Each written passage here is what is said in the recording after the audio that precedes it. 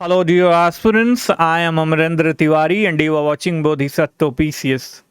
International relation की इस कड़ी में हम चर्चा करने वाले हैं भारत और कनाडा के रिलेशन के बारे में। देखेंगे कि पास्ट में इनका रिलेशन कैसे इवॉल्व हुआ, वर्तमान में जो मतभेद उभर के सामने आए हैं, किन किन मुद्दों को लेके ये मतभेद है, इसको कैसे सॉर्ट आउट किया जा सकता है, उसके समाधान को लेके आगे की राह की चर्चा करते हुए इस पूरे टॉपिक को हम कंक्लूड करने वाले हैं। डियर एस्पिरेंट्स, बने रहिएगा शुरू से लेके लास्ट तक। एज यूजुअल किसी भी इंटरनेशनल रिलेशन की टॉपिक को शुरू करने से पहले लोकल लेवल पे मैं आपको एक एग्जाम्पल समझाता हूँ और आपसी द्विपक्षीय, त्रिपक्षीय या बहुपक्षीय रिलेशन के साइकोलॉजी को समझाता हूँ, तब जाके उस टॉपिक को डिकोड करता हूँ ताकि आप जो है उसे बहुत ही ईजी ढंग से समझ सको। लेट्स से कि आप हो जिसका नाम ए है और दूसरा आपका मित्र बी है। बी कहता है कि ये भैया ए, हम तुम्हारा बहुत बड़े मित्र हैं भैया, ठीक है, मतलब तुम्हारे सुख में दुख में हर एक तरीके से तुम्हारे साथ हम खड़े रहेंगे, हम चड्डी बड़ी यार हैं, ठीक है। लेकिन बी वहीं दूसरी तरफ क्या करता है, सी को, जो कि आपका बहुत ही मतलब अकाट्य शत्रु है, आपको डिस्टेबलाइज करने की कोशिश करता है, आपके समाज के आपके समाज को, आपके सोसाइटी को, आपको आर्थिक रूप से, सामाजिक रूप से, जान माल की मतलब हर एक तरीके से क्षति पहुंचाने की कोशिश करता है। और इधर बी जो कह रहा है भैया ए, हम तो चड्डी बड़ी यार हैं, हम सुख दुख में सब में साथ हैं तुम्हारे, ठीक है, हम कॉमन, देखो तुम भी लोकतांत्रिक विचारधारा को फॉलो करते हो, हम भी लोकतांत्रिक विचारधारा को फॉलो करते हैं, तुम भी बहुलवाद को फॉलो करते हो, संरक्षण देते हो, परिश्रय देते हो, हम भी बहुलवाद को फॉलो करते हैं, संरक्षण देते हैं, परिश्रय करते हैं, ठीक है। और ये क्या करता है, सी को, जो कि ए का बहुत ही मतलब घनघोर शत्रु है, अपने यहाँ बुलाता है और उसको संरक्षण देता है। तो ए कहता है कि अरे भैया ये कौन सी यारी हो यार, कि तुम कह रहे हो कि हम तुम्हारे दोस्त हैं और मेरे शत्रु को बैठा रहे हो अपने पास, जो हमें हर एक तरीके से डिस्टेबलाइज करने की कोशिश करता है। तो ये यारी ना क्वेश्चनेबल यारी है, ये यारी ऐसी नहीं चलेगी। या तो तुम सी को एलिमिनेट करो, अपने रिलेशन से हटाओ इसको, तब जाके हमारी यारी जो है आगे सस्टेन करेगी, अदरवाइज रिलेशन तोड़ दो, बाकी काम खत्म करो, ठीक है। ये मतलब कहने वाली बात नहीं है, दिखाने वाली कि ये यारी है। यारी होनी चाहिए तो ठीक ठाक होनी चाहिए। अगर मैं तुम्हारा यार हूं और तुम्हारे दुश्मन को परिश्रय देता हूं तो ये यारी जो है क्वेश्चनेबल यारी है। बस यही मुद्दा है भारत और कनाडा के बीच का। डियर एस्पिरेंट्स, कनाडा ऐसा देश है कि 1947 में जब भारत आजाद हुआ तो भारत को यह तुरंत ही मान्यता दे दिया एक नए देश के रूप में। भारत और कनाडा दोनों जो है लोकतंत्र और बहुलवाद को परिश्रय देते हैं, उसी कॉन्सेप्ट पे जो है आगे बढ़ते हैं। डियर एस्पिरेंट्स, उसके बाद से कनाडा और भारत के रिश्ते कई सारे उतार चढ़ाव से आगे बढ़ते गए, अभी वर्तमान स्तर पे पहुंच गए हैं। 1947 से लेके 1950 तक आप देखोगे तो लगभग ठीक ठाक रिलेशन रहा। 1980 के दशक में अचानक से क्या होता है कि खालिस्तान के समर्थन में खालिस्तानवादियों का आंदोलन, आतंकियों का आंदोलन जो है शुरू हो जाता है। कनाडा में जाके परिश्रय देते हैं और कनाडा और भारत के रिश्तों में जो है खटास पैदा होने लगती है। होता क्या है कि कनाडा के एक भारत के एक विमान को कनाडा में रहने वाले खालिस्तानी आतंकवादियों के द्वारा उड़ा दिया जाता है। फिर जस्टिन ट्रूडो की स्टीफन हार्पर आते हैं, ठीक है, जो कंजर्वेटिव पार्टी के प्रधानमंत्री रहे कनाडा के 2006 से 2015 के बीच। तो इस समय भारत और कनाडा के रिश्ते जो है काफ़ी ज़्यादा मतलब नई ऊंचाइयों तक पहुंचते हैं। और अचानक जस्टिन ट्रूडो आते हैं जो लिबरल पार्टी के आते हैं और ये जो है वोट बैंक की राजनीति के चलते खालिस्तानियों का समर्थन देते हैं कनाडा में भी। और 2018 में भारत आगमन के दौरान जो है ये क्या करते हैं, अपने सरकारी भोज में खालिस्तानी समर्थकों को बुलाते हैं और खाना पीना खाते हैं। और यहीं से भारत और कनाडा के रिश्तों का क्या होता है, मतलब रिश्तों में जो है दरार पड़ना शुरू हो जाता है। और रही बची जो कसर है, कनाडा के द्वारा ये दोषारोपण किया जाता है कि एक खालिस्तानी जो आतंकवादी था, एक परिश्रयवादी था, हरदीप सिंह निज्जर, उसकी हत्या भारत ने कराई है, कनाडा के खुद प्रधानमंत्री कहते हैं, जिसका जो है भारत के द्वारा खंडन किया जाता है। और फिर दोनों एक दूसरे के आपसी रिश्तों को तोड़ लेते हैं और जो भी इनके ब्यूरोक्रेट्स होते हैं उनको क्या करते हैं, आपस में मतलब राजनयिक होते हैं, एक दूसरे के यहाँ से आपस बुला लेते हैं। और ये भी वर्तमान स्तर पे कनाडा का रिलेशन पहुंचा है। तो इस पूरे मुद्दे को देखेंगे कि आखिर और क्या क्या कारण है आगे क्या हमें करना चाहिए कि जो कनाडा है और भारत है जो कॉमन गोल साझा करता है, दोनों लोकतांत्रिक और बहुलवाद को प्रश्रय देते हैं और सबका साथ सबका विकास और लोक कल्याणकारी राज्य की स्थापना करने की बात करते हैं, बावजूद इसके दोनों के बीच क्यों कुछ स्वार्थ वश के कारण, कनाडा के कुछ स्वार्थी तत्वों के कारण, ठीक है, या वोट बैंक की राजनीति के कारण भारत और कनाडा के रिश्तों में खटाई पड़ जाती है। ठीक है, बने रहिएगा शुरू से लेकर लास्ट तक। देखो, मैंने शुरुआत में बताया कि 2000 मतलब इन शॉर्ट आपको इवोल्यूशन बता दिया भारत और कनाडा का कि 1947 में जब कनाडा जो है भारत आज़ाद होता है तो कनाडा जो है तुरंत मान्यता देता है और कैसे इवोल्यूशन हुआ। वर्तमान में बात करें तो जून 2023 में कनाडा के खालिस्तानी नेता थे हरदीप सिंह निज्जर, इनकी हत्या कर दी जाती है और कनाडा के अब तत्कालीन पीएम जस्टिन ट्रूडो ने इसके लिए भारत पर संदेह जताया।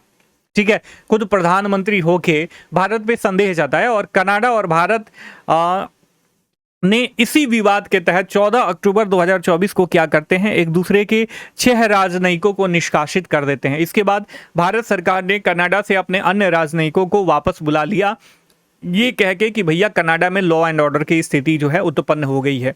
कनाडा जो है अब सरकारी तंत्र के द्वारा नहीं, आतंकवादियों के द्वारा और खालिस्तानियों के द्वारा चलाया जा रहा है। ठीक है, तो देखते हैं कि कनाडा और भारत के बीच जो मतभेद के मुद्दे हैं, इन मुद्दों के पीछे अन्य क्या कारण हैं भारत विरोधी गतिविधियों के अलावा। ठीक है, बने रहिएगा।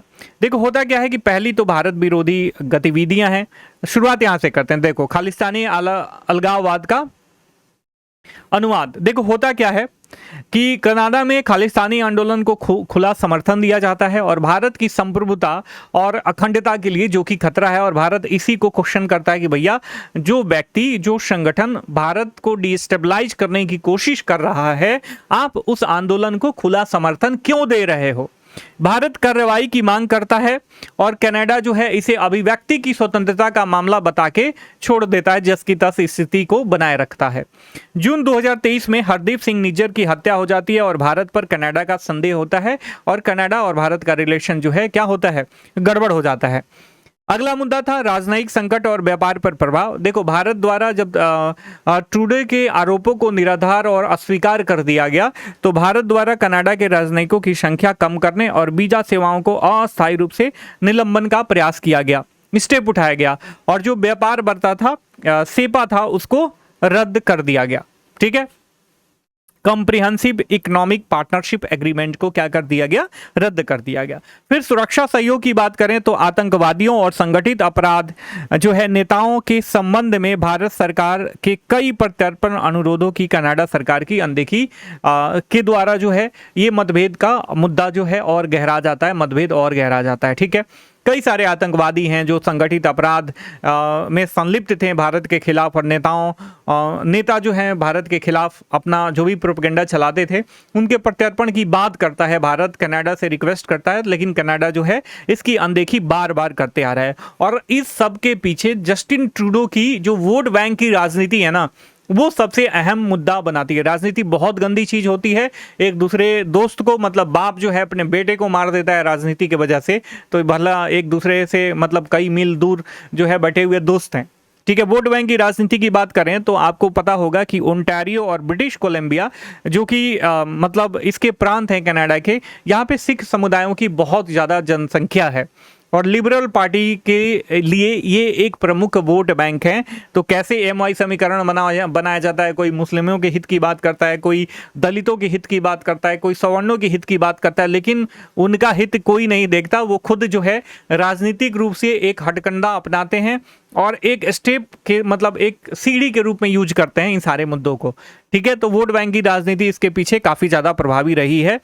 भारत विरोधी गतिविधियां कई बार हुई हैं। कनाडा में भारतीय दूतावास और हिंदू मंदिरों पर हमले किए गए और कनाडाई सरकार ने कोई कार्रवाई इस पे नहीं की। तो ये सब एक्युमुलेटिव एफर्ट डालते हैं और भारत और कनाडा के रिश्तों में जो है दरार पैदा शुरू हो जाता है।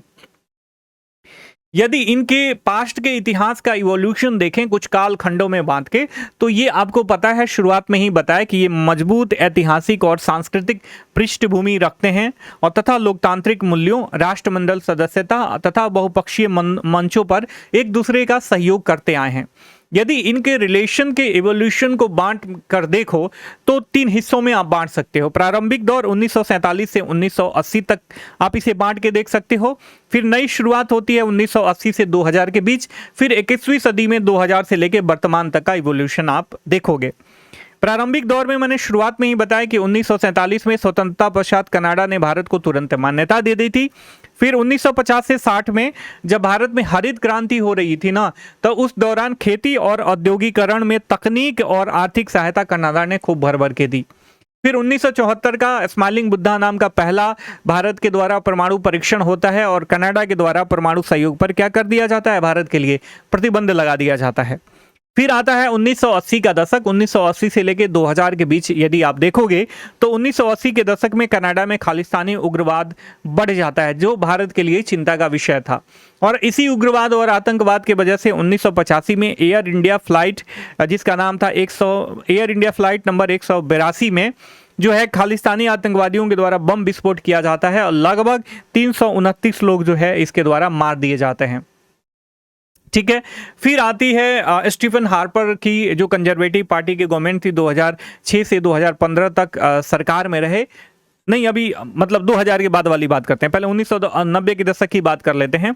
90 के दशक में भारत में आर्थिक उदारवाद शुरू होता है और व्यापार तथा निवेश में जैसे एलपीजी रिफॉर्म आता है।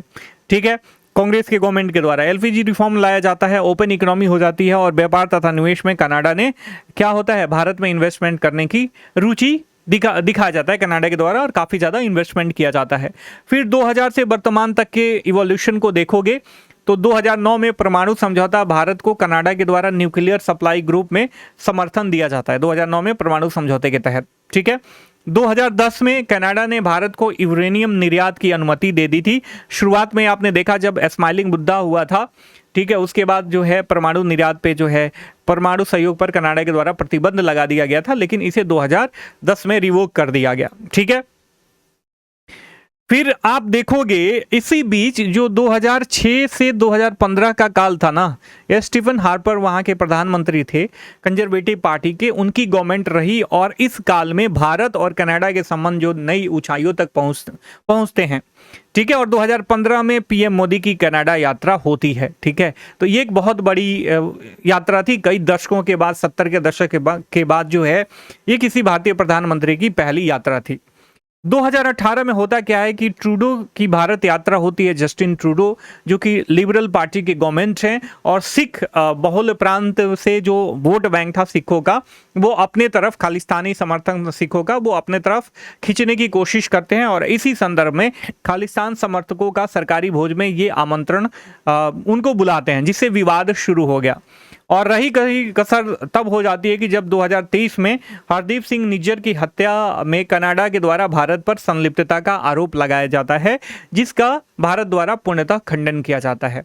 और ये था मतलब, और अभी वर्तमान स्थिति तक भारत और भारत और कनाडा का जो रिलेशन है अभी वर्तमान स्थिति तक आता है, डियर एस्पिरेंट। ठीक है। बात आ गई समझ में। हमने देखा कि भारत और कनाडा का रिलेशन जो है कैसे इवॉल्व हुआ। ठीक है। और वर्तमान में जो मतभेद के मुद्दे थे उन सारे मुद्दों को हमने खंगाला और देखा। भारत और कनाडा के संबंधों का महत्व क्या है? देखो, ये बहुत बड़े व्यापार भागीदार हैं। जैसे सेपा एग्रीमेंट, इन्होंने भारत आर्थिक साझेदारी समझौते को इन्होंने क्या कर दिया, डिसोबे कर दिया, मतलब इसको रद्द कर दिया। इसके साथ साथ विदेशी निवेश और संवर्धन तथा संरक्षण समझौता जो फीपा था उस पे ये लोग कार्य करते हैं एक साथ, मतलब सेपा पे भी और फीपा पे भी ये एक साथ कार्य करते हैं। हालांकि अभी ये ठंडे वस्ते में चल गया है, लेकिन ये एक दूसरे के व्यापारिक भागीदार हैं। इंडो पैसिफिक नीति की बात करें तो कनाडा ने चीन को विघटनकारी वैश्विक शक्ति के रूप में पहचाना। ठीक है। वहीं जबकि भारत को लोकतंत्र और बहुलवाद का समर्थक बताया। इसके साथ साथ अंतरिक्ष सहयोग की बात करें तो इसरो और कनाडा स्पेस एजेंसी का आपसी सहयोग रहा है। ठीक है। एंट्रिक्स जो व्यापारी पार्ट है इसरो का, इसके द्वारा कनाडाई उपग्रह कई बार लॉन्च किए गए हैं। जैसे 2018 में पीएसएलवी के द्वारा जब भारत अपना 100वां भारतीय उपग्रह लॉन्च किया, उसी समय कनाडा का प्रथम लोअर अर्थ ऑर्बिट जो है सैटेलाइट एक लॉन्च किया, प्रथम, कनाडा का ये प्रथम था। ठीक है, इसके साथ साथ शिक्षा की बात करें तो 3.7 लाख भारतीय छात्र कनाडा में पढ़ रहे हैं डियर एस्पिरेंट्स। यदि प्रवासी भारतीयों की बात करें तो ये प्रवासी भारतीयों की संख्या मोर देन 18 लाख है, जो कनाडा की कुल जनसंख्या का 15% हिस्सा है। ठीक है डियर एस्पिरेंट्स, ये है भारत और कनाडा के रिश्तों का महत्व। एक दूसरे का सपोर्ट जरूरी है। जब कोऑपरेशन के आयाम बहुत, कोऑपरेशन के दायरे बहुत बड़े हों तो एक दूसरे के सहयोग के साथ ही आगे बढ़ा जा सकता है। ठीक है, और आतंकवाद और तुच्छ स्वार्थ, वोट बैंक की राजनीति के वजह से एक दूसरे का रिलेशन खराब करना, एक दूसरे से रिलेशन खराब करना किसी भी देश के हित में नहीं है। तो कनाडा को इस बात पे विचार करना चाहिए। भविष्य की राह क्या हो सकती है? तो भविष्य की राह में मैं बताना चाहूँगा, सबको राजनीतिक संवाद दोनों देशों को फिर से बढ़ाना चाहिए, गर्माहट लाना चाहिए दोनों रिश्तों में। ठीक है, इसके साथ साथ आतंकवाद एवं उग्रवाद पर सख्त रुख जो है अपनाना होगा कनाडा को। देखो, आतंकवाद और उग्रवाद का काफ़ी ज़्यादा भुक्तभोगी रहा है इंडिया, और काफ़ी सफ़र करने के बाद अभी तक स्टेबलाइजेशन की तरफ बढ़ रहा है। और इस समय में यदि आप खालिस्तानी आतंकवादियों और उग्रवादियों को प्रश्रय देते हो तो एक साथ ये दोनों चीज़ें नहीं चल सकती कि रिश्ता भी चले और आपके दोस्त के दुश्मन को भी आप प्रश्रय दे दो। ठीक है, ये एक साथ नहीं चल सकता। ठीक है, इसके साथ साथ व्यापार एवं शिक्षा क्षेत्र में सहयोग बनाए रखा जाए। जैसे फ्री ट्रेड एग्रीमेंट को अंतिम रूप से फ्री ट्रेड एग्रीमेंट को अंतिम रूप देने के लिए वार्ता फिर से शुरू करनी होगी। यदि इन राहों पे इन पॉइंट्स पे ध्यान दिया जाता है कनाडा के द्वारा, भारत के द्वारा, तो इन दोनों के रिश्तों में गर्माहट फिर से आएगी। जो फ्रीज हुआ रिश्ता पड़ा है वो फिर से सुषुप्तता से निकल के आगे की तरफ अग्रसर हो पाएगा और दोनों देश एक दूसरे का साथ देते हुए विकास पथ पर अग्रसर हो पाएंगे डियर एस्पिरेंट। ठीक है, तो ये था कनाडा और भारत का रिलेशन, उसके इवोल्यूशन के बारे में हमने चर्चा करा। वर्तमान जो एक दूसरे के प्रति विरोधाभास उत्पन्न हो गया है, रिश्तों में खटापन आ गया है, उन मुद्दों के बारे में पढ़ा। भारत और कनाडा के रिश्तों का क्या महत्व है उसके बारे में पढ़ा, और भविष्य की राह को देखते हुए हमने इस टॉपिक को टोटली कंक्लूड किया। आई होप कि इन शॉर्ट एनालिसिस के तहत इस टॉपिक के जो भी मुद्दे को मैं कन्वे करना चाहता था आप तक बहुत ही आसानी से पहुंच गया, और मोस्ट प्रोबेबल टॉपिक है तो इसे ध्यान से और पढ़ के जाना डियर एस्पिरेंट। मिलते हैं अगले वीडियो लेक्चर में, तब तक के लिए साइनिंग ऑफ, टेक केयर, जय हिंद, जय भारत।